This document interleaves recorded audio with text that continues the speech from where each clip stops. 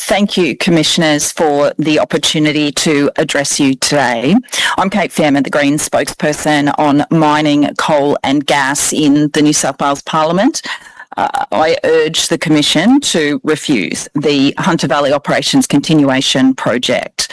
This project will, over its lifetime out to 2045, generate 809 million tonnes of coal and downstream greenhouse gas emissions, more than 7 times New South Wales's annual statewide emissions. 98% of these will be Scope 3 downstream emissions. The Court of Appeal has ruled that Scope 3 effects on the local community from greenhouse gas emissions must be taken into account by consent authorities. Many have spoken already about the worsening impacts of the climate crisis. Others have spoken about local air pollution and impacts on groundwater and biodiversity. I'm speaking as a lawmaker, as a Greens MP, and as someone who has been working to get governments to act on climate change since before the turn of the century.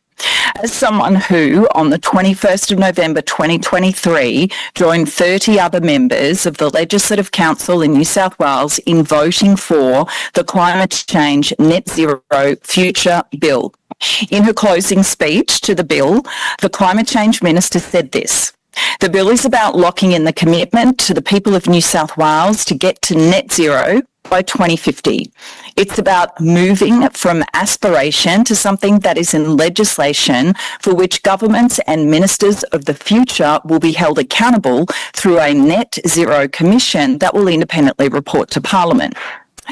But it's not only governments and ministers in the future that will be held accountable, it's today's government that must be too. The Net Zero Commission, established by the Climate Change Act to hold governments accountable, released its coal mining emissions spotlight report in December last year. It found that continued extensions or expansions to coal mining in New South Wales are not consistent with the state's legislated emissions reduction targets.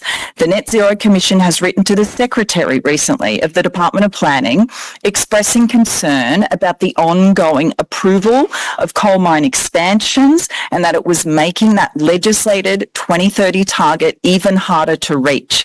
The Net Zero Commission is doing what it has been given the power to do to hold the government accountable. It hasn't been given the power to stop the biggest coal mine expansion in New South Wales history being approved. It's done all it can.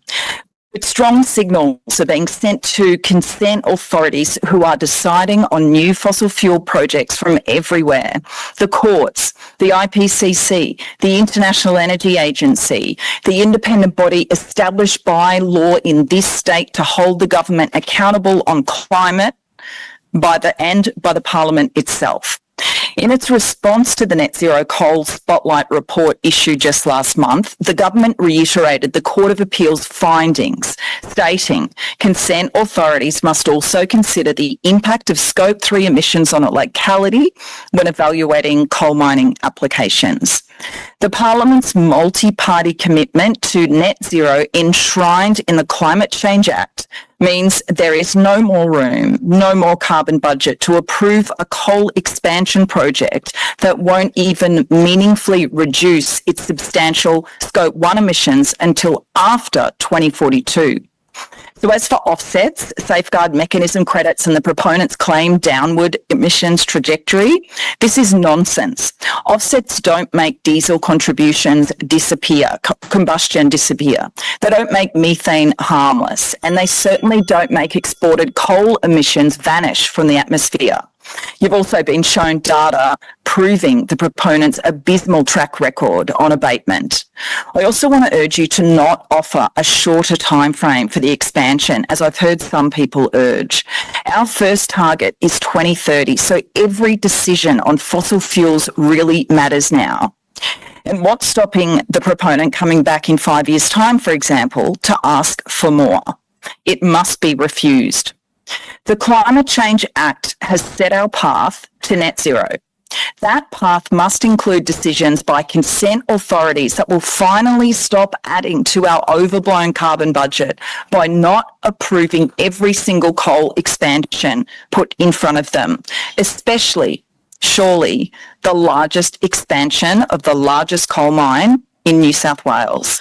Commissioners, the decision before you is a test of our New South Wales, our state's climate laws, and of whether authorities take legislated emissions reduction targets seriously. And I'll finish here. If a project that generates around 809 million tonnes of life cycle emissions, extends coal mining into the 2040s, and relies on offsets rather than genuine emissions avoidance can still be approved, then it's difficult to see what the Climate Change Act and our targets are really for. Thank you.